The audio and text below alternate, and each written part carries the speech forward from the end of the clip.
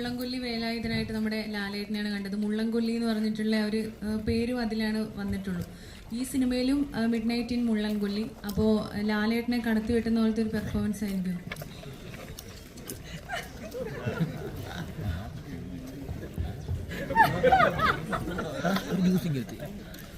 ഇങ്ങനെയൊക്കെ ചോദിച്ച് നീയും മാറും. മോഹൻലാലിനെ കടത്തി വെട്ടാൻ കഴിയുന്ന ആരെങ്കിലും ഇന്ന് ലോകത്തുണ്ടോ? ചോദ്യം. അഭിനയത്തിൽ അദ്ദേഹത്തെ കടത്തി വെട്ടാൻ പറ്റുന്നൊരു അപൂർവമായിരിക്കും വേൾഡിൽ തന്നെ ഉള്ളത്. അതൊരു പക്ഷേ ഡെൻസിൽ വാഷിങ്ടണും ഇവരൊക്കെ കണ്ടാൽ തന്നെ അവർ ലാലേട്ടനെ പോയിരുന്നു. ഇദ്ദേഹം ചെയ്തു വെച്ചേക്കുന്നതൊക്കെ ചെയ്യുന്ന അത്ര എളുപ്പമല്ല, ആർക്കും എളുപ്പമല്ല.